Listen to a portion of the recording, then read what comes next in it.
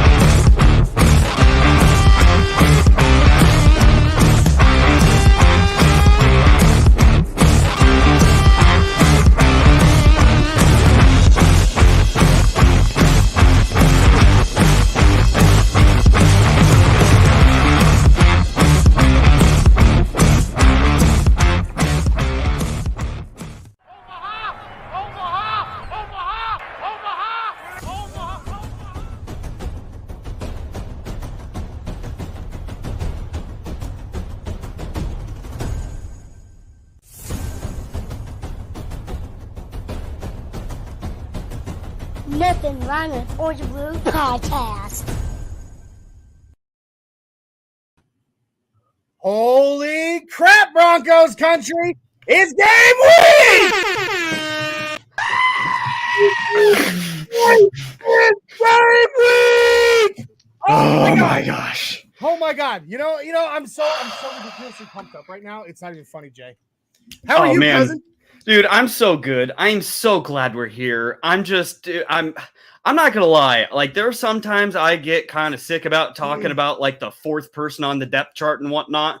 Like, we're in it now. Like, it's showtime. I'm just so excited. I haven't been this excited for a season opener in I don't know, for a long time. I honestly can't even, like, looking back, I don't know that I can remember like an actual moment that I was this excited for a season opener. Yep. You know, I've always been excited. I am always excited when football comes back. Always excited when football comes back because, hey, football, and especially Broncos. But this one's different. Yep. This one's different, and we'll definitely go into the reasons why. Guys, welcome to the Nothing Rhymes with Orange and Blue podcast. I'm your host, Johnny Baki. With me, as always, my childhood best friend, my cousin, my family, Jay Dreamweaver Weaver. What's up, cuz? Not a whole lot, sir. Woo! Oh man, I'm just so excited to be here. Excited to be here. So am I. So guys, thank you for joining us for tonight's episode of the Nothing Rhymes with Orange and Blue podcast. We are a fan-led Broncos community built by fans for fans. We go live every Thursday, 7 Eastern, 6 Central, 5 Mountain, 4 Pacific on Facebook, YouTube, and Twitter. We're proud to be your fanalists as we navigate the journey of being fans of the greatest franchise in professional sports. Absolutely. Oh, man. So, guys, we're on the precipice. It's begun. So, you know what? This is just our first stop on the great journey of the season. So, please like, subscribe, share, comment, get it out there. We want to reach as many Bronco fans as possible. We're just so excited to share our enthrallment with where we are as a fan base going into this season. There's just not enough to say about it. And we're going to have plenty of platforms to say that. So yes, we are. We've got the pre-game show. We've got a post-game show. We're going to have a midweek show. We've got this show on Thursday nights. I mean, it's going to be amazing. And we're looking to add even more, guys. And more. Yeah. It never ends. It will never end. Never. No. Oh man, I'm like I said, I am so unbelievably pumped up right now. Mm-hmm. Like I think I might need to go like grab to the doctor right now and get some blood pressure medication because I'm pretty sure it's through the roof. No, it's for real, but in a good way though. In a good way. In a good way. And don't obviously forget. I mean, I didn't even say the names, but like the Get Bucked pregame show, that's going to be at 12, 11, 10. Correct? Yeah. Ladder. Yeah. Right. First Yeah. week. 12, 11, 10, 9. Whoop, whoop. Oh yeah. On and game 9. day. Can't On game day. that. So yeah. Monday morning, 12, 11, 10, 9. Okay. Don't miss it. That's the Get Bucked pregame show. That's hosted by me and my buddy Isaiah. Now, and you all know Isaiah. We love him. We miss him on this show, but that hopefully this is only temporary without Isaiah being on the OG. Nothing rhymes. Then post game, baby, half an hour approximately after every game, that guy over there hosts the Buck Your Feelings podcast, where we buck our feelings from the game. Mm-hmm. And let me tell you, this Monday night, I'd estimate maybe around 10:30 Central Time-ish, maybe. We're going to have a lot of happy feelings. We're going to have so many highlights to watch. We're going to be able to look at actual stats that matter and slice and dice it. And, I'm an analytics nerd. I love looking at I love analytics. How the game ended the way it did, the waya of the game. So I can't wait to dive into this one. It's going to be emotionally charged for all involved. It's going to be great. So catch that Monday night, right around 10:30. Oh, and guys, Jay, if you will please, guys, if you get a chance, no, you know what? Just do it. You're going to want to. Okay. Oh, yeah. In the link is in the bio beneath for the NRW OB shop. All right, the Nothing Rhymes shop. We got currently 3 different designs in black and white, depending on what you want. Everything from cups, mugs, shirts, t-shirts, hoodies, hats, baby onesies, bandanas for your dog. I mean, stickers. It just doesn't end, guys. There's even, you see right there, pajama sets. For crying out loud. Go to sleep in style. That's right. Big stuff. Get in that merch store and get yourself some swag. Oh, I love that hat. I cannot wait to get my hands on that gray hat right there. Yeah. Boom. All right. Yeah. So please, guys, do that. Now, let's talk Broncos, baby. Woo! Oh, man. So we've already got 2 of our big fans in the house. Dave, Full Glassman. I'm not bringing it up on the screen because there's a word in there. But he says, let's effing go. It is game day. Woo! Man, I mean, it's not even our game day. No, it isn't. It's not even our game day. But you know what? It's real football. It's not this preseason crap. It's real football tonight. And that's just 2 great teams. 2 great teams, too. It's not like we have one of those dud Thursday night games that are the Jags versus the Raiders or some crap. Right. Well, I put it in the show bio tonight. This could very easily be a preview of what we might see in this year's Super Bowl. Of course, unless, things go the way they're supposed to and Broncos Country is in the Super Bowl. But the point is, these are 2 of the best teams in the NFL facing off tonight. I'm pumped to watch it because it's not a bunch of 3rd and 4th stringers, a bunch of future insurance salesmen. It's the best of the best on their teams going against each other for real, for something that matters. So, oh my gosh, I'm so pumped.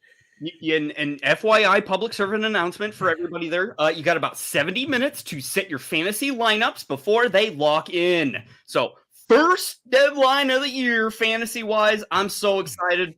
And, maybe don't tell my wife, but I might have a couple doll hairs on this game tonight, too. She's behind you, Jay. No. She's always behind. Well, I mean, yeah, she knows. She always knows. They always know. Yeah. My wife, she knows. My wife is at my son's soccer practice right now, and she knows that I just said that. I'm sure she probably did. Yep. Eyes in the back of her head. Yep, always. all the time. Yep. No, I mean, they have like antenna, you know, and they like pick it up. It's like, zzz.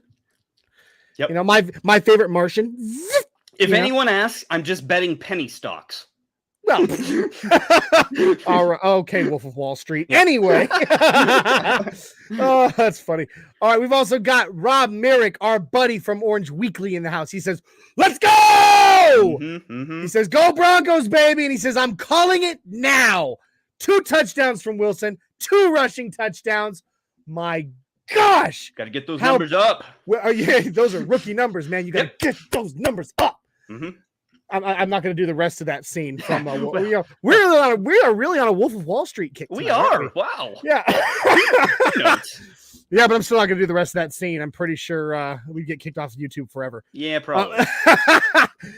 Dave says it begins now. My mother, your aunt, says dad, mom, uncle, auntie, grandma in the house. Go Broncos, and yes, we always know. And quick shout out to your mom.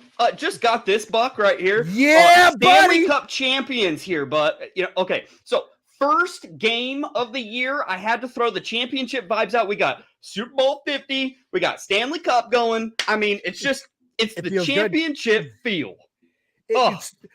It's the golden age of Denver sports. It is. We're there, man. I feel it. I can feel it. it. Can you feel it? I can feel it. Man, I know I'm ridiculous today. I'm absolutely ridiculous. But I mean, I feel like I just ate a mushroom and, you know, I'm so excited, man. This is, you know, seriously. we are going into the real season, cuz. Let's talk about it right now. So, Russell Wilson's true debut in the orange and blue. How pumped, Broncos Country? Hit us up in the comments. Tell us how pumped you are to see Russell Wilson throw an actual, or take an actual NFL snap wearing orange and blue. Because I, for one, I am out of my mind with excitement. Yeah. And you know, we talked about this in the preseason of like, I think it was an orange or a blue pill segment, but did we want to wait to see this, or did we want to get like a little sneak peek in the preseason? I'm so glad we waited, because like we are going to literally see what a lot of experts have said, maybe one of the top offenses in the NFL just start from scratch. Just the first drive of the game, it's gonna go. I'm so excited to see play calling. I'm so excited to see play formation. Just how this game is called. Formation. Oh my gosh. You know, and by the way, I showed you before the show, I want to give a huge shout out to our good friend of the show, a real good friend of mine, Mario Vitanzi. And today, because I'm so excited about the fact that we have got the running backs that we do, plus the receiving weapons that we do, that Russ, being the quarterback he is going to be able to use the run game to set up the pass game, which we've seen from Nathaniel Hackett in all of his stops before Denver. He loves to use, the run game to set up the pass. Play action, over the top, deep ball, man. So, but it all begins with the run game to set it up. So I am rocking my Mario Vitanzi original run the damn ball that he brought out last season for that Shermer offense. But it's okay. I think it still applies. Run the damn ball, because that's going to set up our pass. I'm so excited to see what Russ can do with the weapons on this team. Yeah, no, you know what? Speak of the devil, I actually listened to a podcast he was on recently in which he declared Shermer with the worst offensive coordinator in Broncos history. So we are literally starting from the bottom, and now we're here. We're not practicing incompletions anymore. Like practicing incompletions. The whole tables have turned here. How the turntables have turned. They have. Like the Princess Bride. Yeah. Man, it's a movie night, man. We're talking Wolf of Wall Street. We're talking Princess Bride. Both of which are classics at this point. Well, I mean, obviously Princess Bride we've always known it's a classic, but I'm pretty sure Wolf of Wall Street's already on its own level at this point. I don't know, Jay, like Russell Wilson. I think it's obviously the biggest storyline. Absolutely. It has to be, right? I mean, because you look at the last few seasons, especially last season. I'll just go back to last season. How many on NFL shows, NFL Network said the Broncos are only a quarterback away from a Super Bowl contender. Mm-hmm. How many of them straight up said it? And then, and we really didn't lose that much. We really didn't. Correct. This offseason. And now we have a franchise future Hall of Fame quarterback, 9-time Pro Bowl Super Bowl and 1-time Super Bowl champion as our quarterback, man. Yeah. We've got that quarterback. We have solved it. Now, it might start out a little slow. I mean, what do you think? Do you think he's going to start out a little sluggish, maybe just a little? See, I have gone back and forth on this, and up until recently, I thought it was going to be a very slow pace, run the ball, very low scoring, kind of grinded out game, because you've got, us being maybe rusty, brand new offense, you're going to run the ball, and then all Seattle does is pound the rock. I mean, they're just kind of that team. So, but you're telling me you don't think Geno Smith is going to be sending just bombs down the field all night? Well, actually, now I think he will have to, because I think we're going to be opening up, and we're literally going to go let Russ do whatever he wants this game. This is Russ's game. Yeah. Let Russ cook, baby. And Russ didn't come here to run the ball. No, granted, he knows the importance of running the ball. Very much so. But he did not come here. He did not come here for this to be a team that uses its run game as its premier offensive, usage or whatever you want to say. And let me caveat this, that, any given week in the NFL, any team can win, but it is very nice to be able to have the Seattle and Houston back-to-back game to start the season here. We're still in preseason. Here's the thing. I think the one thing I would be worried about this game is a trap game. Obviously the Broncos are 6-point favorites, at least as per Vegas odds. The Broncos are 6-point favorites to win this game. Which not really that surprising. However, we are talking, even though the Seattle Seahawks are currently led by Geno Smith, and I'm not going to take anything from Geno Smith. Okay. The guy is way more of an athlete than I've ever been in my life. I mean, and I played sports, but obviously here I am, fat and in my big, comfortable, lazy boy, while Geno Smith is out on the field making millions. All right. But the point is, he's not Russell Wilson. No. But the Seahawks didn't really lose that much either in this offseason. They really didn't. I mean, they lost Bobby Wagner, which that's a pretty significant hit to their defense. Well, emotional loss for sure. Yeah, for sure. But they gained Shelby Harris from us, and that's a big deal. I mean, absolutely. he's a very impactful player, in my opinion. So they really didn't lose that much as a team. Now, one thing like I said, I just don't want it to become a trap game, because you do still have Tyler Lockett and DK Metcalf in that wide receiver room. They are two of the premier wide receivers in the NFL. They are, and both of them have the ability to take the top off the defense, get behind the defense. And they're also both very good. They're not like, no offense to Jerry Jeudy. I love Jerry Jeudy on our team.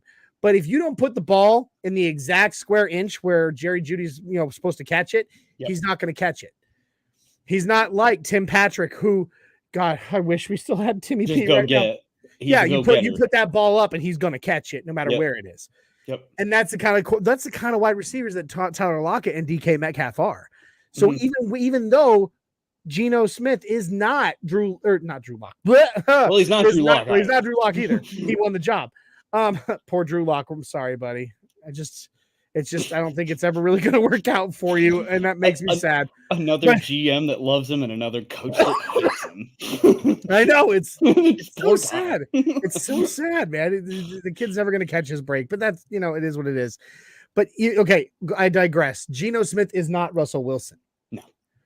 But he is still capable enough to have been in the NFL as long as he has. He's not Paxton Lynch, obviously. He's serviceable. He's gone from team to team. He's a very veritable Teddy Bridgewater. He's Teddy Bridgewater. Exactly. Yeah. He's Teddy exactly. Bridgewater. They're in the same situation now that the Broncos were last season. Mm-hmm. Great wide receivers and a middling quarterback. He's a good he's decent enough to win he can win you games. The big difference, though, is that we had a tremendous defense, and Seattle's defense is horrible. Their secondary, they're horrible coming. last year. Last year they were, but this year they've made some moves. Pass rush wise, yeah. I mean, even in the secondary, they've made some pretty significant moves. Again, I'm not saying I'm truly scared. I'm not nervous. I do believe I absolutely, if I were a betting man, which I am, if I have money to do it, which I don't. I'd obviously be putting my money on the Broncos to win this thing, but I just don't want them to walk into it too overconfident and then it become a trap. It's a primetime game. It's the first game of the year. The 12th man is a real thing. I was going to say 12th man. That is a real thing. Loomis Stadium it's Loomis, right? Lumen. Yeah, I think so. Yeah, Lumen Stadium. I mean, it is not a joke. That is one of the hardest places in the NFL to play on the road. I believe the last time I read an article that listed the stadiums, it listed obviously Arrowhead. That's a given. It always has been. I believe, and Lumen was another one. Pittsburgh, I think, was in the top 5. Mm-hmm. Because of the terrible towel and how those fans are with that and everything. I believe Denver was another. Mm-hmm. I think it was. I think Denver rounded out the top 5. And I guess one other point is these stadiums that, it's different for the Chiefs because the Chief fans are going to be there at the end of the year because the Chiefs are going to be around at the end of the year. They'll be in contention. Seattle's not going to be. So first week right out of the gate, they still have tons of hope. They still think their team's really good. And you got to think too. It's not even just that. Yeah. The storyline of this week, they, look at the some of the comments on different Russell Wilson posts this week on Twitter and everything. The comments from Seahawks fans have, some of them have been really cool. Some of them have been like, "No, we love Russ. Best to him. Go get yours, buddy." Mm-hmm. But the majority of the comments that I saw, oh my God, they're a girl. They're the girl in a bad breakup. Hell hath no fury, like that of a woman scorned kind of thing. The bitterness and the pettiness, some of them I've seen. Oh my gosh. So you got to think that even beyond the hope that they have that they actually are going to have a good season, that they're not about to enter a rebuild, which they are. But beyond the hope, it's the storyline. Half the city's just going to turn out just to boo Russell Wilson. Absolutely. In my opinion, I believe it's going to happen. Oh, yeah. And I mean, like Tyler Lockett himself even had in a press conference this week said, "Come on, guys, don't boo Russ." Like DK Metcalf said something similar. Yeah, both of them. Like, that's our boy. He did amazing things for this city. But did you hear what Pete Carroll said today?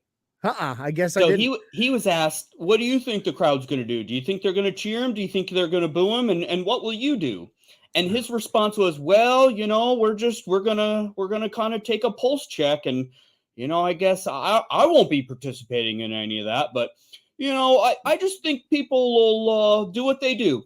Not backing down at all of I think everybody needs to cheer Russ. I mean, think of all the years that he's the greatest quarterback of franchise history.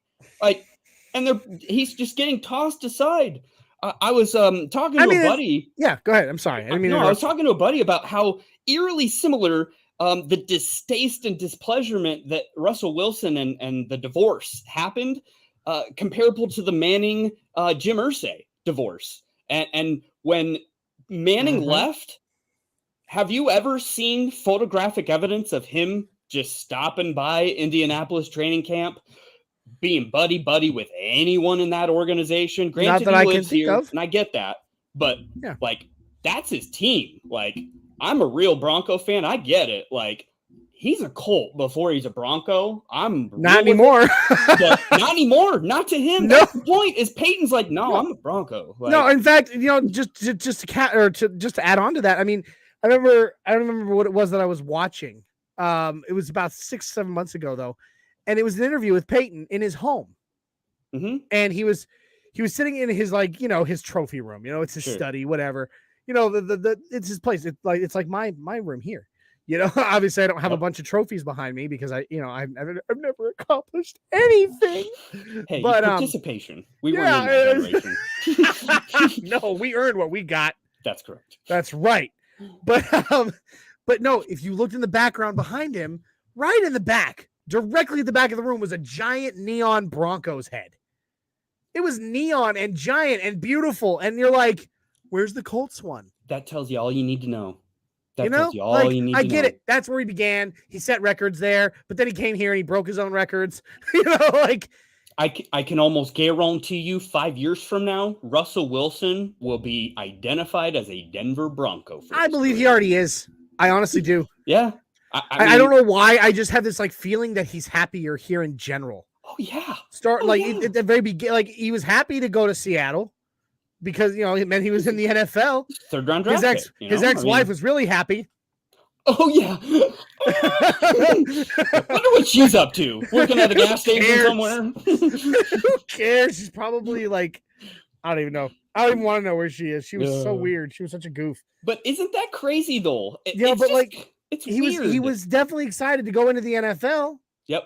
But the thing was, he got there and they're like, "Hey, we know you have this specific skill set that makes you." I mean, granted, he didn't go there expecting to win. Nobody expected him to go there and win the starting job. Sure. From what was his name? Matt Flynn. Yeah, Matt Flynn. Thank you, Jay. Yeah. No one expected him to beat Matt Flynn in that training camp, but he destroyed Matt Flynn in that training camp, and it was obvious that he was the guy. Yep. And it's history from there. Matt Flynn, where did he end up? Who knows? I don't even remember if he went anywhere else after that. And isn't that interesting? The perception from a franchise to a player, they still to this day see him as a third round draft pick and nothing more. Yeah. And that's sad. That's really sad. It really is. He's a franchise quarterback. Absolutely. But, so he got there and then you got Pete Carroll, who, by the way, he and Pete Carroll were really close. Really close. Not so anymore. much so that the Legion of Boom actually did not like Russell Wilson because they felt like Pete Carroll played favorites with him. Yeah, absolutely. And that's a big deal because without the Legion of Boom, Russ Wilson would never have won that Super Bowl in 2013. Well, interesting enough. Maybe not so handily. Interesting enough, the biggest outcry anti-Russell Wilson is Richard Sherman. And from what I heard, Pete Carroll had Richard Sherman to come talk to the team to get them pumped up and ready for week 1. So Pete Carroll is directly feeding into that narrative. He's taking it and running with it of the disrespect that they feel that, Russell is, Russell thinks he's better than us. That's one. Russell's the man. He thinks he's the man. Let's go out there and shut him up. No, look, this divorce began. There was going to be a split years ago. They tried to shop him to the Browns in 2018. Mm-hmm. And the Browns, for the number 1 overall pick, the Browns declined and they drafted Baker Mayfield. Browns being Browns. Yeah, they turned it down and they drafted Baker Mayfield because he was their guy. Yep. But as soon as they started shopping him, it was inevitable. Yeah, it was absolutely inevitable that divorce was, or that split up, that divorce, whatever you want to call it, was going to happen between Russ and Seattle. It wasn't a matter of if, it was a matter of when. It took 4 more years, but finally it came to a point where they realized, look, we had our eyes on this guy. We couldn't get him. We had our eyes on this guy. We couldn't get him. Now where are we? Oh, we have all this stuff we need and we can't afford it and so what can we do? Well, now we can let him get traded somewhere that he wants to go to and that wants him. And they send him to, and he says, I want the Broncos. Mm-hmm. He says, I think if I can pick a place that is interested, he knows that the Broncos are interested in a franchise quarterback. He knows that George Payton will toss insane amounts of whatever to get this team, finally get this team its quarterback. And there he is. Oh, wow. Hello there. It's an Isaiah sighting. It is an Isaiah sighting. Hello there, What's neighbor. up, buddy? Hello, I neighbor. just came on to exercise some demons. I just saw the Pete Carroll response. They asked the coaches this.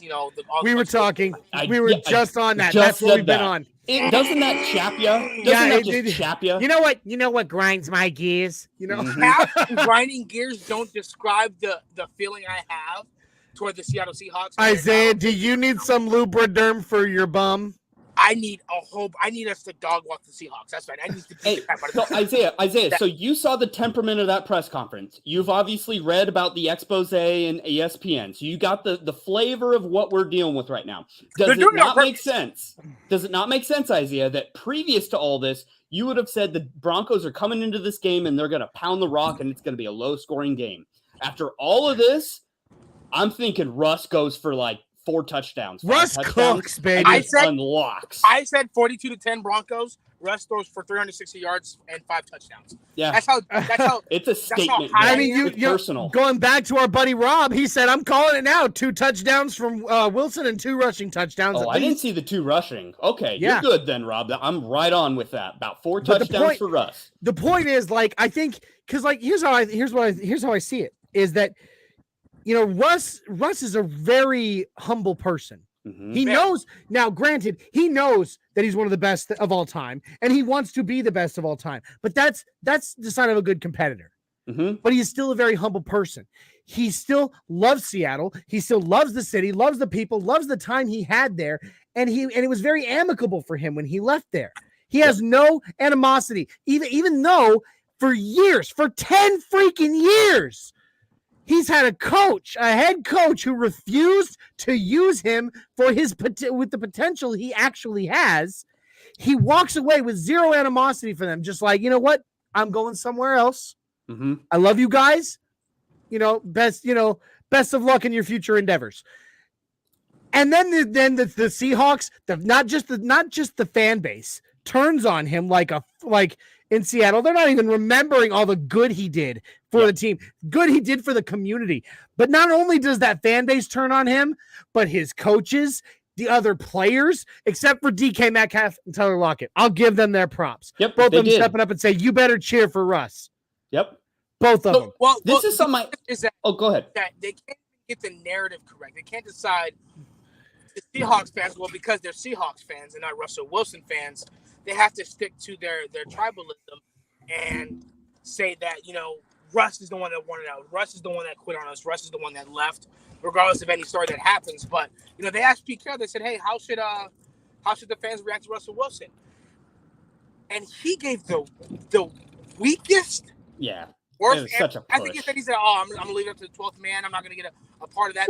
We'll see what happens. I want to follow them. And if you look at Russ's statement when they asked him, because they were kind of, if you watch the press conference, they were kind of grilling Russell Wilson today. They were grilling him. But he's like first and foremost, those were some of the best years of my life. I can't imagine my life without them. Seattle always is a place. I love them. I love the fans. I love the place. I love the coaches. I had a great time with the first. And he just goes down the list. He's like, "Hey, look, you go over there and you look at their press conferences. First off, Pete Carroll and the players weren't even available to Denver meet. Correct. I saw that from Mike Kliss. That is crap. And we made our players and coaches available. So you can just see who's taking what road here. And it's just this they read the comments. They're like, "Yeah, we're gonna boo him. He's on the opposing team. He's wearing a uniform and all this stuff." I mean, I have no problem. And one person said something like, "Hey, you know what? They're like, we'll cheer for him, but when he steps on the field on the offense, then we'll boo him as a 12th man." That I have no problem with. When he's stepping on it and the offense is going to step on the field for the first time, and you want to boo him, sure. But if he's running out of But that's just because that's just because at that moment you're trying to get in his head. There's a difference there between booing somebody as fundamentally booing someone, or booing because, hey, I want to psych him out right now before he's about to booing go do first something. play of the game, booing during a tribute video pregame. Big difference. Big difference. Big difference. But running out of the tunnel. If you're running out of the tunnel, and you decide to boo him, that's disrespectful. Because I don't like Patrick Mahomes. I don't like Patrick Mahomes. But you know what? When I was, at that Chiefs game, the season finale in Denver when the Chiefs ran out of the tunnel, nobody booed. And that's the Chiefs. We hate the Chiefs. Jackson Mahomes. We're not even going to talk about Jackson Mahomes. He shares the same name as my son, and that disgusts me. But but the point is, you look at Denver, right? We hate the Chiefs. We hate the. Wow, I just echoed. I hear myself, Isaiah. What are you doing to me? Well, hey, I hate the Chiefs too, so you can just keep But we didn't boo them. We didn't boo them as they came out the tunnel. Now, we did get loud, and we started screaming stuff as they were taking the field. But as they were coming out of the tunnel, it was like, all right, it's game time, baby. And the fact that Seattle can't take that high road, that the fans in Seattle can't take that high road, I hope Russell Wilson goes out there and says, what I'm about to do to you is what could have been done for you if he had just let me play. You don't poke the bear. That's how you get 7 throwing touchdowns out of Manning opening night versus Baltimore. You don't poke the bear. Yes. I need a repeat of that performance. I need a repeat of that performance. This will be a statement from Russ saying, it will. If you guys had, hey guys, if that guy on the sideline over there that you all are still so high on had let me do what I can do, this is what it would have looked like.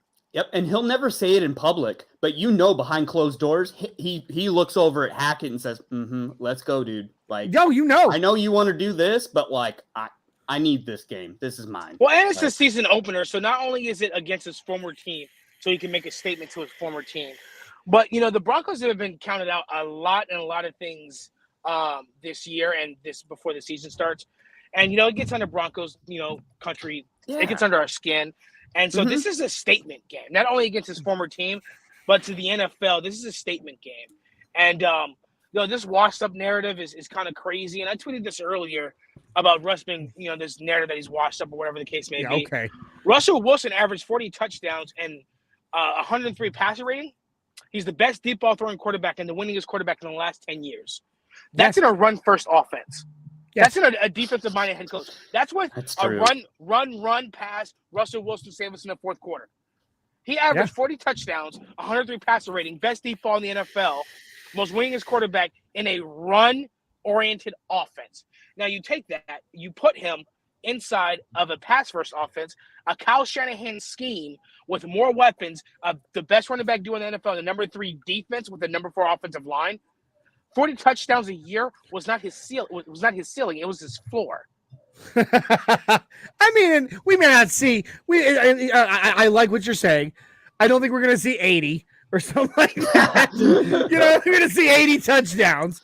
It'd be amazing. Hey, those averages are also one less game. That would be Team Tiburon. But do you remember that, Jay? In Madden 64, the code got you Team Tiburon. That was 3 times. Yeah, where the players were 3 times the size of normal people, and nobody could stop you. So dumb, but it was fun. No, what I mean by that is not that he's gonna double it, but it seems like Russell Wilson's been hovering. If you look at his stats, it seems like 40 touchdowns is where he's been hovering around. Sure. And you take his play style, his athleticism, his knowledge of the game, his winning attitude, and you put that in a run-first offense. Yeah. That's 40 touchdowns. If you take that, you put that in a run, pass-first offense, that's I wouldn't even say it's necessarily pass first. I wouldn't even say it's pass first. I would say pass first. It's tailored to his skill. You have an even spread using the run to set up the pass. But you give him the number 3 defense and the best running back duo in the NFL. And remember, his offensive line has been trash the last few years. You give him what's supposed to be ESPN ranked as the number 4 offensive line in the NFL. So that 40 all of a sudden jumps up to 51, 52. I predict 52 touchdowns. And Johnny, to your point, which is so confusing to me, and you said it earlier, everybody and their dog last year said, oh, they're just a quarterback away. And yet we got the quarterback, and they're still predicting us to be last in the division or third in the division, which is just mind-blowing to me. Other than Peter Schrader, nobody's given us any hope from a national media perspective. Peter Schrader is really, really, really big on the Broncos. Huge. He predicted which is Russell funny Wilson because he hasn't been in the past. Correct. He predicted Russell Wilson. No, he has not. He predicted Russell Wilson to win MVP. Mm-hmm. And he also predicted Javonte Williams to be the MVP of fantasy football. Yeah. And he's really big on the Broncos. He really is. Finally, I mean, it's kind of like, Colin Cowherd turning around this year too. I mean, you heard all the crap, all the crap from Colin Cowherd last season about the Broncos, and now he's all about them Broncos. Well, he's a huge Russell Wilson fan. He's a huge yeah, Russell but I Wilson mean, fan. but he's talking more just Broncos too. He's from Seattle. Yeah, that also. Yeah, That's that also helps. But the point, like, to that point, I mean, I get it. I understand what you're saying, Jay. It drives you nuts. Yeah, but we do have to take into consideration all the changes that happened within our division this season. True. I mean, that is the one thing. Yes, I agree.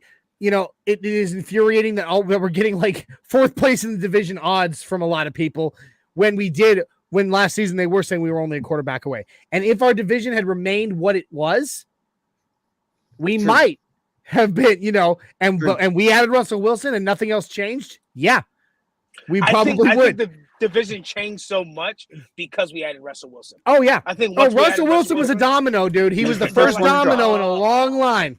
Yep. Well, thinking about it, now that you mentioned the division, I think Denver has the most balanced roster, and I think the Chargers are second. Because if you look at the Raiders, their secondary is trash. Yep. Their linebacker core is trash. The only thing they have on their defensive side is those 2 really good edge rushers. So the Raiders' defense is trash.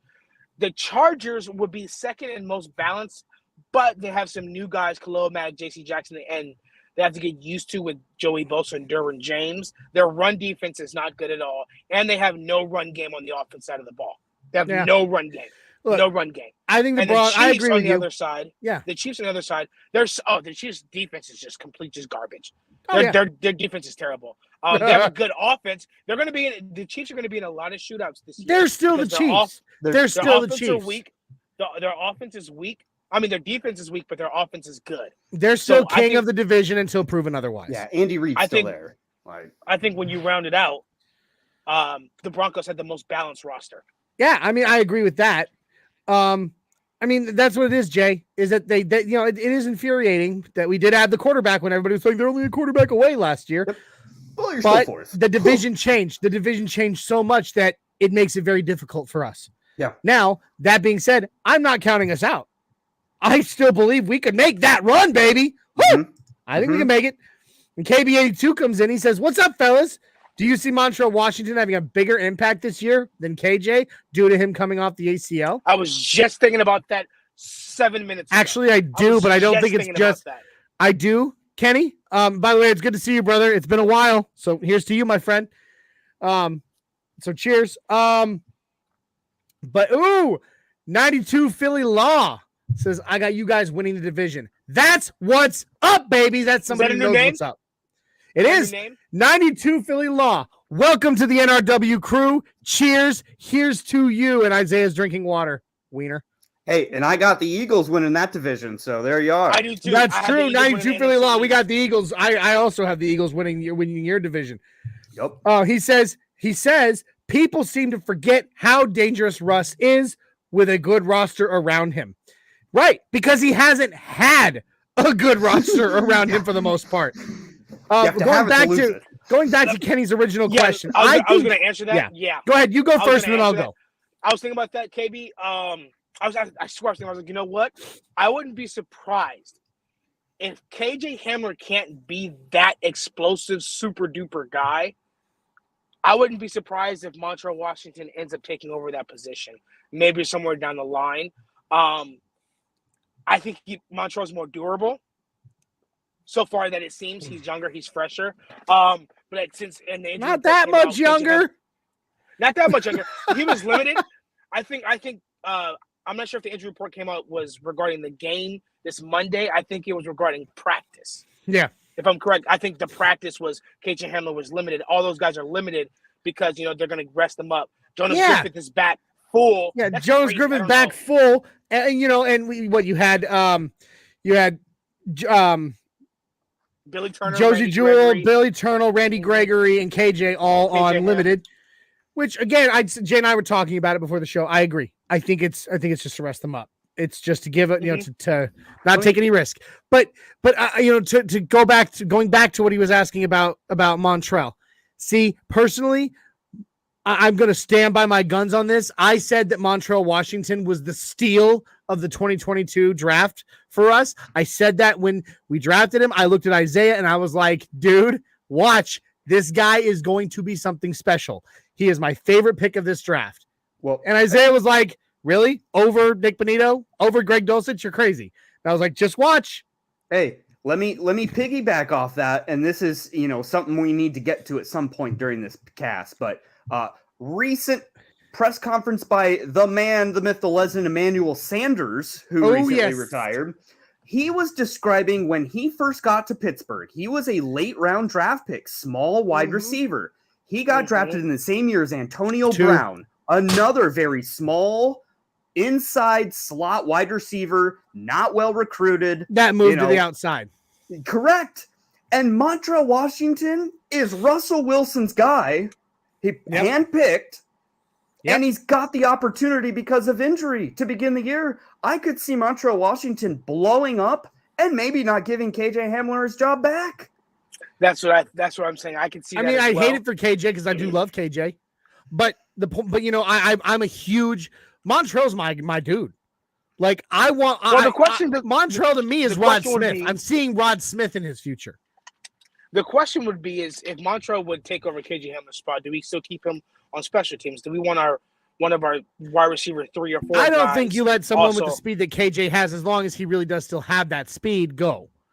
Not like that. I can see, but remember, we also have Jalen Virgil. Yeah. We also have Jalen Virgil. So, I mean, if Montreal Washington were to overtake KJ Hamler for whatever reason, and he's just that guy, we can also put Jalen Virgil back there at special teams and have him use that speed with Dwayne Stoops. So, we'll see. Going Kid82 says, go ahead. The Chiefs lost Tyreek Hill, and little mention, but almost important as Tyrann Mathieu. 100% true.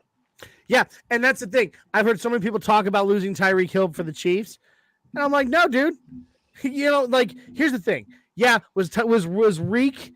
I mean, he's such a wonderful. First of all, Tyreek Hill is a wonderful human being. I'm Agreed. Joking. Of course, I'm Breaking joking. Of course, arms. yes. But the point is, I love it. Well played. Well played. All right. But and yes, he was Patrick Mahomes' number 1 target, right? But here's the thing. You are still talking about an offense led by, coached by Andy Reid, led by Patrick Mahomes, who can make things happen with nothing. Yep. That's the kind of quarterback Patrick Mahomes is. He can make something happen. He can make something happen with nothing. However, that defense was not that great. Their defense hasn't been that great for a while. No change. But the one thing that they had was Honey Badger. They had Tyrann Mathieu. That was like their bread and butter on defense. Now he's gone. Clark. All they have is Frank Clark. Okay. They're actually, their defense may be middle of the road. I'm shivering in my boots. Yeah, their defense would not. I can see them getting a lot of shootouts because their defense isn't all that. So losing their secondary is just atrocious. And I think with the Chiefs' offense, their wide receiver core is similar to the Broncos when it's pretty well balanced versus with Tyreek Hill, he's the focus. Now it's pick and choose. I think one of their receivers is out for this season, right? Or I remember last I heard he got carted off at practice. I don't remember what his update was. Somebody did. No, it was Mecole. He's fine. Yeah, it was Mecole Hardman. Okay. That's right. But yeah, he's okay. Yep. I think it was just being like a stinger. Matt Staffiero from Rocky Mountain Sports Network. How's it going, gents? Got the Bills by 10 tonight, as always. Yes, Go sir. Broncos. Thank you, Matt. It's good to see you, brother. Woo! Tonight. Here's to it. Go Broncos. Cheers. Cheers to football. Cheers to football, baby. I got Bills by 10 tonight, too. That's a great pick. I'd love it. 92 Philly Law says depth is very important, especially at wideout and O-line. So having production from Montreal and KJ is not a bad problem to have, fellas, and I agree. True. Agreed.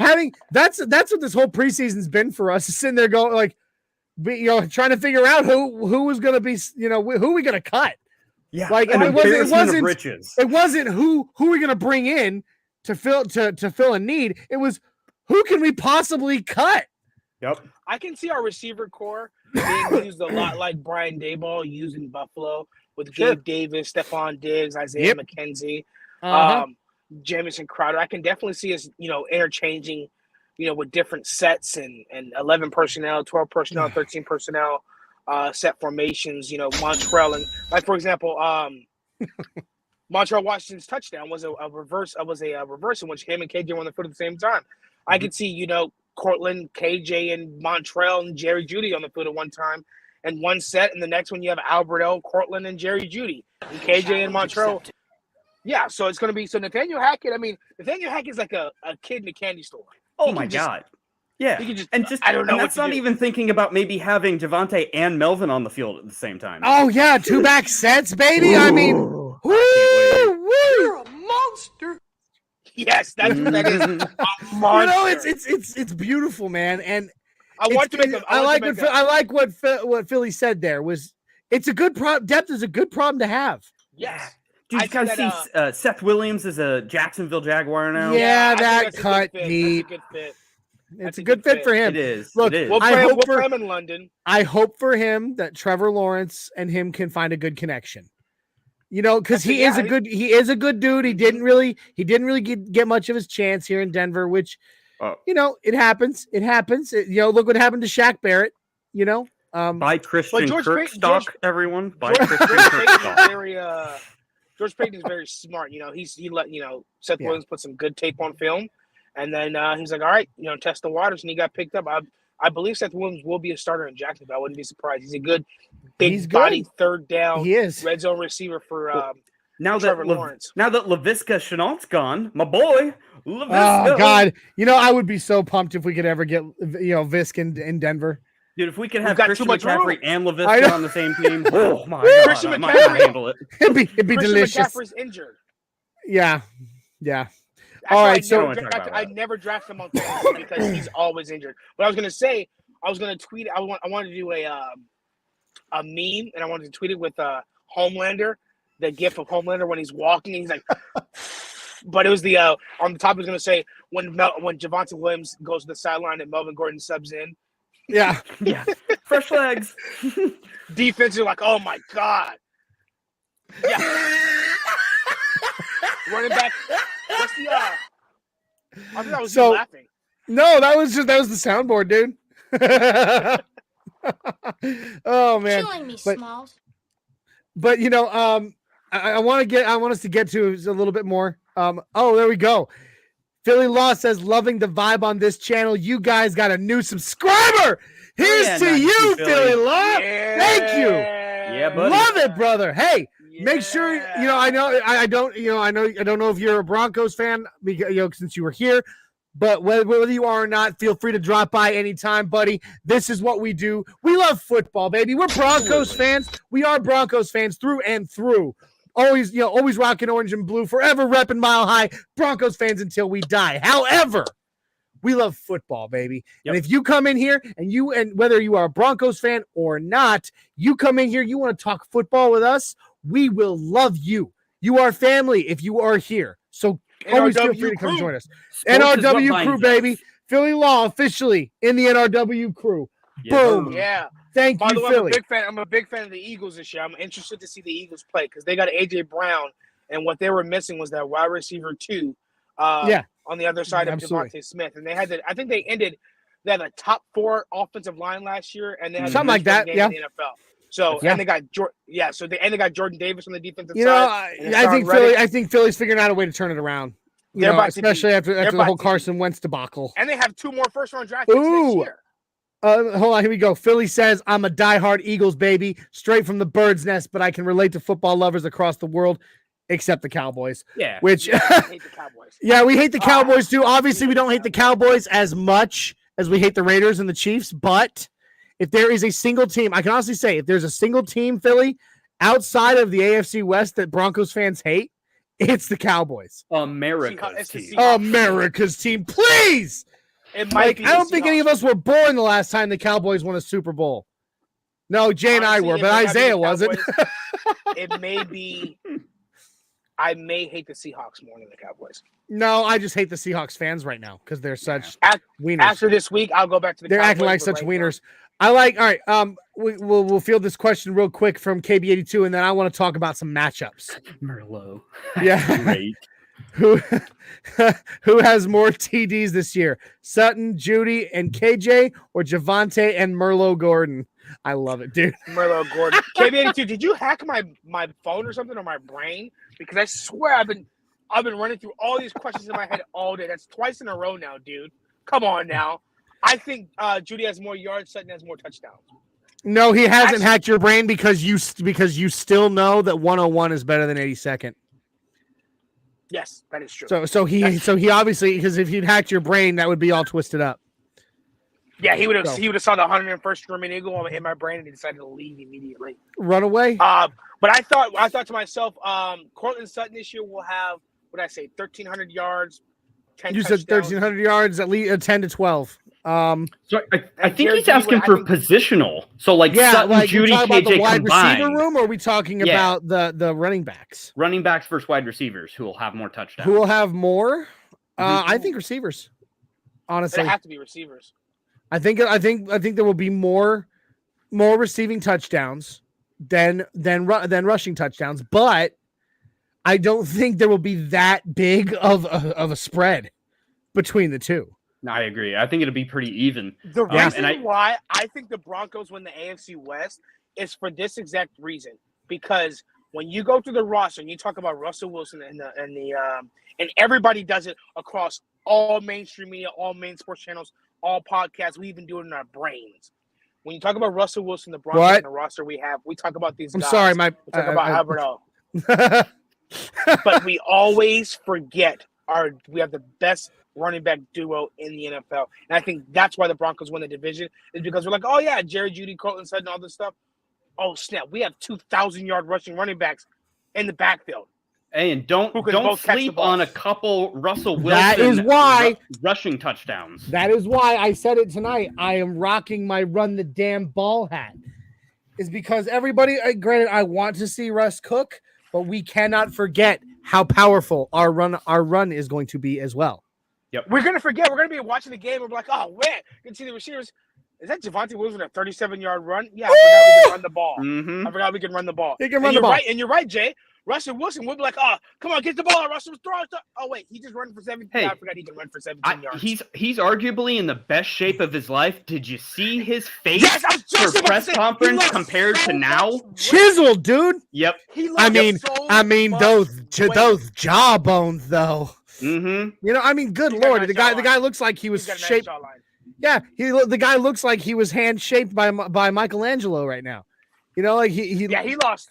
And I don't know. I don't think I've ever, like, you know, not that I look at stuff like this, you know, guys. But I don't know if you've noticed. Have you seen the size of his arms? I don't think I've ever seen him look that jacked. He has not ever looked that jacked. He's got freaking tree trunks for arms right now. If you look at him, his calves, number one, Russell Wilson's calves are huge. All right, boys. Oh, look at him. He says running backs versus wide receivers. Leave it to 101st girls to misread a comment. Yeah, KB82. Okay. I got you. Yeah, Jay, you better watch it, buddy. Mm-hmm. Oh, in the grand scheme of 101st versus 82nd, Jay, you better be on the 101st side, buddy. I'll split the difference. Okay. Isaiah, jump back in when you can. Oh, all right. I've got a few. I gotta go let somebody into a baseball press spot. Jump back in if you can. If not, we'll see you later, brother. All right, gents. Take it easy, sir. Ow! So, let's talk if we can. If you're all right with it, Jay. Let's move on. By the way, this week we are not doing a segment of That's What He Said or the Mile High Matrix because I'm just too pumped to sit there and way too much to talk about. There's way too much to talk about. First, before matchups, two things. One Broncos related, one unrelated. Okay. All right. My condolences to the United Kingdom. In a way. I mean, you know, not my queen. Not my ruling monarch, but you do have to admit we are Queen Elizabeth II, 96 years old, passed away today at Balmoral Castle in Scotland. She sat on the throne for 70 years. The single most powerful individual person on planet Earth, by the way. She had more power than any other head of state on planet Earth. 70 years she sat on the throne. Most human beings on planet Earth have not been alive during another reign on the throne in the UK. So 70 years. Here's to, this is us saying our condolences to the people of the UK, because right now I know their hearts have broken. And for the first time in almost a century, the UK has a king. So that's kind of some big news today. Has nothing to do with football, but it's world news. It's big news. So there's that. Now, let's see. Jay, 101st wear airborne patches, even though they haven't been airborne since 1970-ish. Now they slide down a cute little rope. It's probably pink too. So you mean they're the 101st rope born?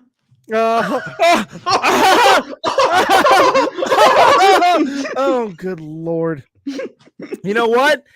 KB82, I would just like to point out, I can't remember the last time, at least since 2004, that Airborne has actually done an airborne jump in a real combat situation and or zone. But how often have we air assaulted? A lot. You know why? Because I did it. Mic drop. No. Anyway. No, but the point, I jest. KB, Kenny, I love you, brother. We will always rib each other over our 101st versus 82nd, buddy. It's very much Broncos versus Raiders when it comes to the Army 101st versus 82nd Airborne. So anyway, and the only reason we kept the Airborne tab with the Screaming Eagle was for tradition. That's it. It was tradition. They were the 101st Airborne. And they were like, no, we will, that's how we will always be recognized, is as the 101st Airborne. We still attack from the air. We just don't do it. We just don't jump out with a parachute behind us. Tell it to the judge. So anyway, boom, goes the dynamite. So we are at 1 hour, 1 minute. I don't want to go too much longer. 101. Because we have the game starts in 16 minutes. Fantasy lineups. Get your bets in. Get your bets in, baby. Did you tell that to KB82? 1 hour, 1 minute, 101, baby? No. But let's talk matchups real quick going into this game. All right? Jay, I want you to give me your number one Broncos offense versus Seattle defense matchup.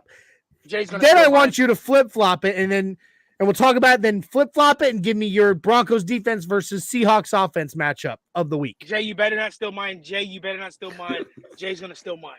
Well, I would love so offense, then defense. Okay. He's going to steal mine. Let's see here. I would say their safety Adams, secondary, probably against, I would say Cortland, because he's going to be, I think, the guy going up top. Now that Timmy P's gone, he's going to be the thrower up. We're going to see a sky ball out of Wilson at some point in that game. So that's going to be a really interesting thing to see. And on the flip side, the exact opposite. I can't wait to see Patrick Surtain II, PS2 against DK Metcalf. Freaks of nature against freaks of nature. Real quick, KB82 says, love you guys. I don't judge. Then he says, Isaiah had to leave to sprinkle some crack on someone. It's a setup. He said actually. He had to sprinkle some crack on someone. Oh my God. Oh God. Jay, you stole it. I knew you were gonna steal it. Monster. I knew you were gonna steal it, Jay. So Jay, Isaiah, when you sprinkled that crack on that dude, did he kind of get,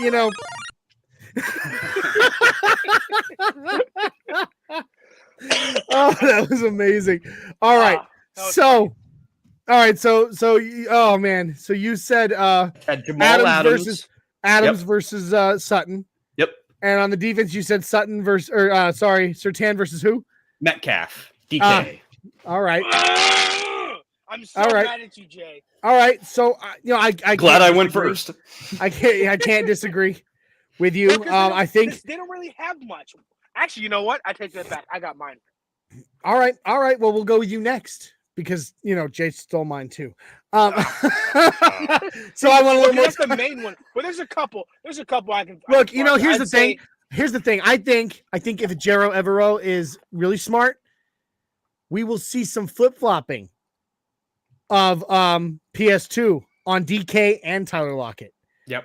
Because both of those guys are a true weapon, and I wouldn't want to see them, exploit the fact that he was covering one or the other the whole time. Yep. Well, I'm also interested to see before I get in my matchup how Nathaniel Hackett responds to because the Seahawks, if you think about it, Seahawks aren't bad. No, they're not. That's what I was saying to Jay earlier. If you think about it, if Russell Wilson was traded from the Broncos to the Seahawks, people will be talking about the Seahawks. And they have a good in their prime when they're healthy. They have a good safety duo in Quandre Diggs and Jamal Adams. I'm curious how to see Nathaniel Hackett responds. You also have KJ Hamler and Montreal watching him blow the top off, and you have Cortland Sutton and Jerry Jeudy underneath. That's a very good point. I like this. KB82, that's a great point, actually. I think it's Adams versus Javonte since he's more of a run defense cut. Yeah, I like that. Very true. I like but I think that Javonte backpacks him all the way down the field. One of the matchups I could see would definitely be Shelby Harris versus Quinn Miners or Dalton Reisner. That's a good one. On the interior defensive line. Or I could also see Noah Fant now is that K1 let me ask you something. Is that because Shelby Harris is such a force to be reckoned with, or just because of the nostalgia of it being Shelby Harris? A little bit of both. Okay, that's he's fair. their best defensive lineman now. He is. He is. I wanted to ask that. Is it about nostalgia or is it about talent? Not a homer pick. I could also see Noah Fant versus Kayvon Williams or Noah Fant versus our linebacker. I wouldn't be surprised if I saw a PS2 lineup against Noah Fant. I like it. I like it. But also, one of the things I was thinking about was we have the advantage. And I'm really excited to see Randy Gregory. And I think this is a good game for Randy Gregory because the Seahawks have two rookie tackles. Three. Right. Charlie Cross and Abraham Lucas are both rookies. Yeah, they're both rookies. And I'm sorry. Look, you remember, Isaiah, going into the draft, I was big on Abraham Lucas. No. Yes. I was the one. No, you were big on Abraham Lucas. I was all about what's his name now. I don't remember now. See, I brain dumped all of that after the draft. Oh, no, that's right. But I mean, I liked Abraham Lucas too. And I think his name started with a B or something. I can't remember. Yeah, he was good, dude. He was good. But anyway, the point is, yeah, you're right. They're rookies, and they're going to be going up. Bradley Chubb, I think this is his contract year. I know this is his contract year, but I think he's gonna blow up this year. Yeah, this is the game where he sets the tone. Where he comes out, and Randy Gregory, he's clean, dude. I mean, look, if he stays healthy now that he's had the surgery to get rid of the problem that has plagued him for many seasons. The issue that kept getting him suspended is now legal, barely punishable legal under NFL standards. Josh Gordon cries in the background. But yeah, this is that's but yeah. But the point is, it's gonna be fantastic for Randy Gregory as a I think that these guys aren't gonna know what hit them. And of course, you still got Baron Browning. You still have Nick Bonito.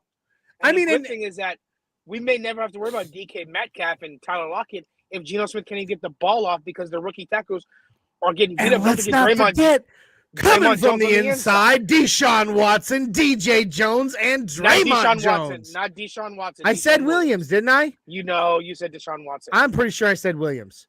I hope Deshaun Watson's not down there. You said Deshaun Watson, John. Did I really? Sorry. Deshaun Williams, DJ Jones, and Draymond Jones. Shut up, Isaiah. Damn it, Johnny. I've got I swear, I have got to find a soundbite with your names in it. Mine shouldn't be hard. It's a letter. Yeah, well, I mean, you know what? I bet you I can find something good in Clerks for you. But Isaiah, I don't know. I have to really look to find a good soundbite or something from a movie with Isaiah's name in it. There's one with Kimberly Elise. It's called Finding Isaiah. Oh, okay, that's cute. Yeah, but anyway, finding a soundbite. But I'm really happy. And we talked about it, and you heard it here first on the Nothing. It was the Nothing Rhymes with Orange and Blue podcast. Did you just say the name of our show? No, I was trying to figure out which show we said it on. Oh, We have 3 now. You heard it here first when Jonas Griffith dislocated elbow. We said it here 3 to 6 weeks, and we said he could possibly be ready week 1. We said it on this podcast That's first. true. And Jonas Griffith is now ready to go week 1. ready to I was a go skeptic. week 1. I was a Son, skeptic. Randy Gregory, the coach Hackett said he's ready to go for game time. Yeah, Him- I think everybody except for Him, Patrick Billy is ready to go. Turner, Josie Jewell, and KJ were all limited in practice today, but I truly believe that's just them resting them up, making sure that they're good to go for Monday. But from everything we've heard, he's ready to kick some names and take some ass on Monday. So Yeah, I'm excited to see Randy Greg. I'm really excited. I'm pumped about it. So you know what? So I still haven't given my matchups, you guys. So Yeah, you go ahead. yeah, all right. All right, Johnny. I got nothing because you guys took them all. I'm kidding. I'm gonna start with defense though. And it's 2 guys. Actually, we'll call it 3. We'll call it 3 guys, and it's against a position. All right. For me, it's K'Wan Williams and DJ Jones and Jonas Griffith against the running backs. Mm-hmm. Coming downhill, closing up that gap. People, they ain't going to run on the Broncos like they ran on the Broncos last season. Nobody's going to run on the Broncos like they did on us last season. DJ Jones is going to be very important in this game because Seattle has a very good run game. They've got some good running backs. That's one thing I will give to them. Their running backs are not better than our running backs, but they have good running backs. So DJ Jones is going to be very important. Josie Jewell coming back, too, is going to be very interesting to see. Kenny? No, we didn't. Not this year. I'll let you know next year. Okay, I promise. Hey, yeah, I did win that draft. And I may not have won the championship round, but I was in the championship round. I got second. So eat that, yes, Kenny. you did. I think it's going to be very interesting to see because both of them are starting inside linebackers. Yep. They're both coming off injuries. Yep. One to the elbow, one to the calf. Josie Jewell had his torn pec last year. Uh-huh. I'm ready to see if they're going to go in there, maybe a little. They're vets. Hopefully, they're a little timid, going in there a little soft, but maybe get their first pop in there, their first pop, and then get ready to go. Because I think we have an underrated linebacking duo. Yeah. But one thing that George Payton has drafted and signed on and kept guys and signed them are not necessarily. A lot of guys are unproven. Now, as far as my offensive matchup goes, I cannot remember his name.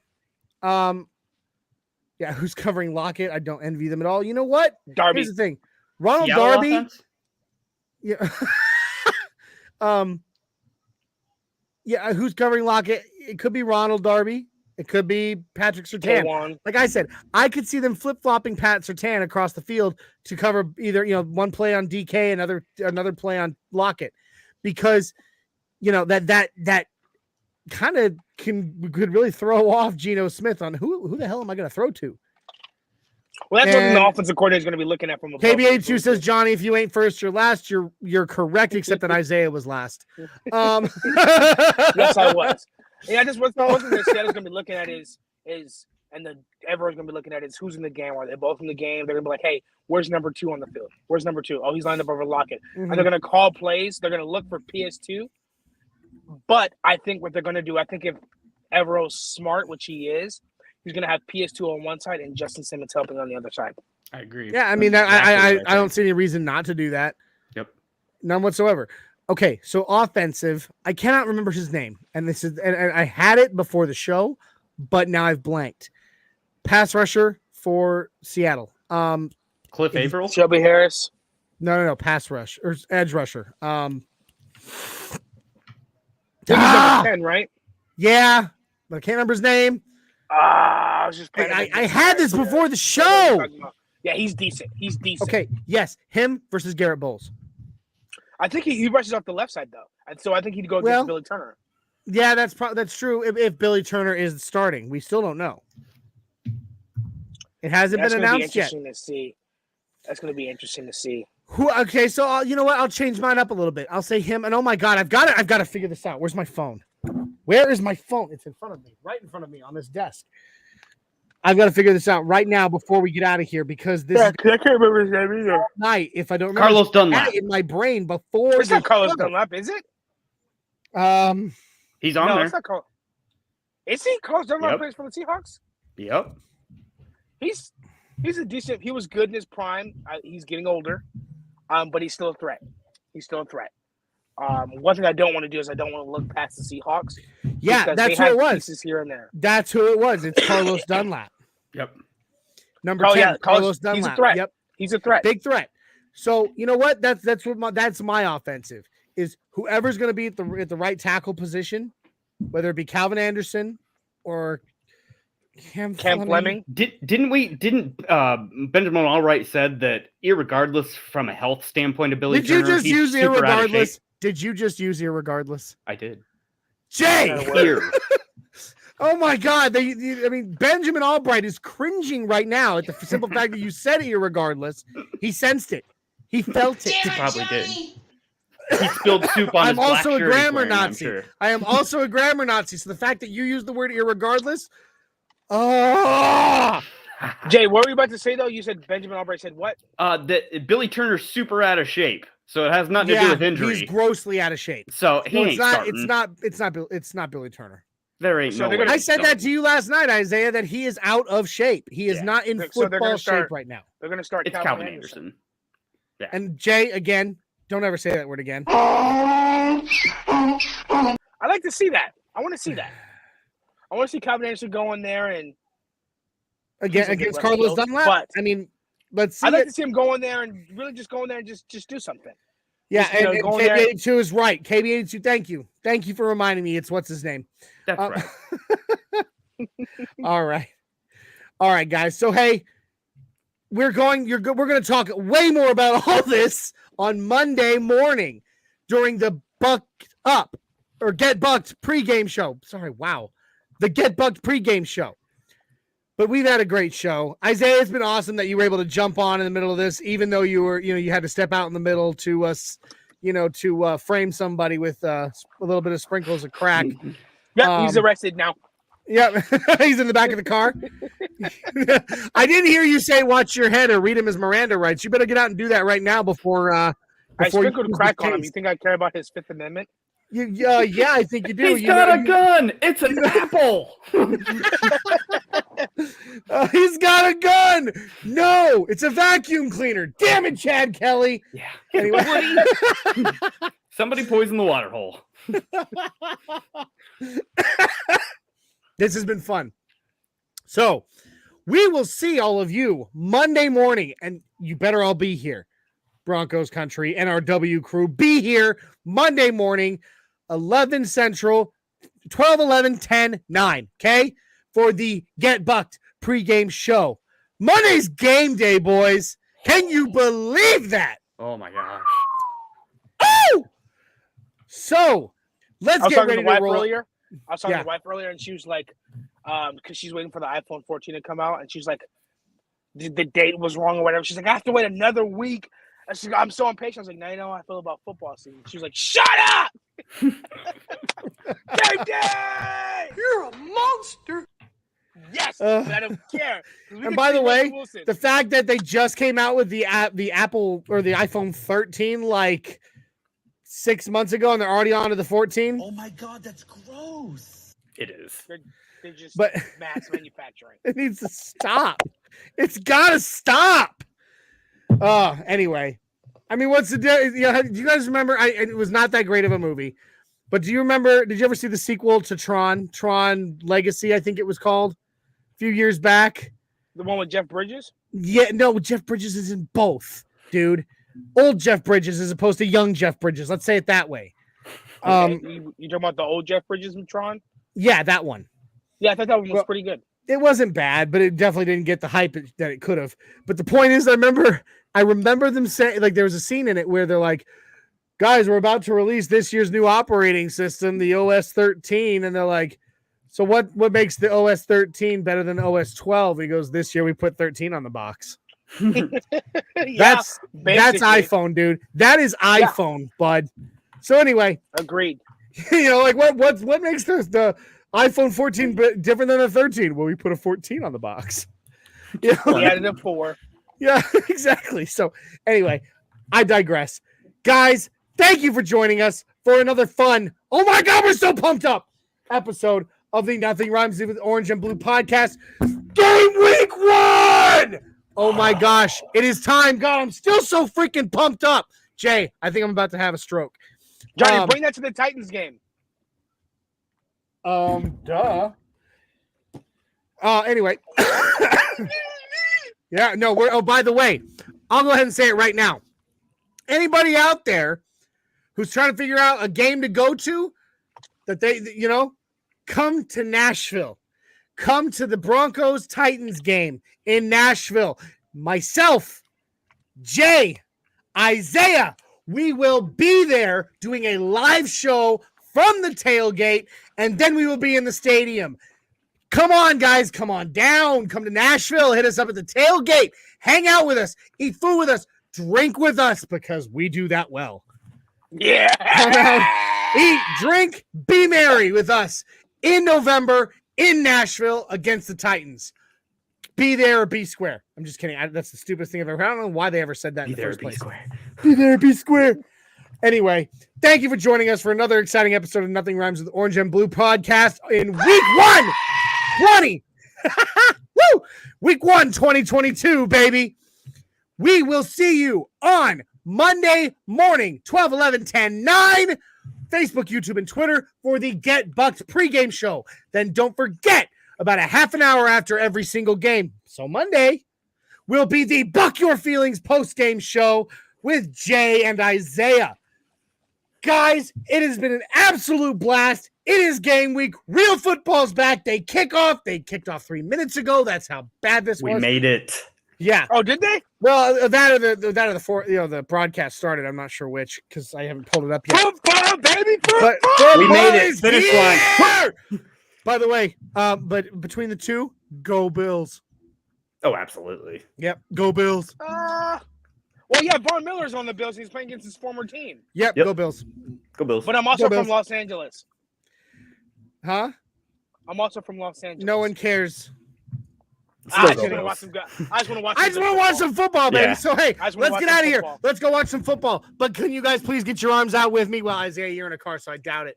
But get your arms out with me for a big mile high five. And here we go. Mile high five. Woo! Thank my you, air Broncos Country. Yeah, I heard it. You just mile high five with your siren. That was beautiful. I'm going to get fired. But You that's all right. probably You'll are, see it. but you know what? I'll talk to the chief for you. I'll talk to him for you and be like, "Yo, Chief Dog, give him a break." I'm kidding. I But would did never you see say the that. podcast, Chief? But did you see the podcast, Chief? All right. I'll Hey, pack my bags. thank you, Broncos Country. Thank you, NRW Crew. We love you. It's game week, baby. Let's ride. Yes, sir.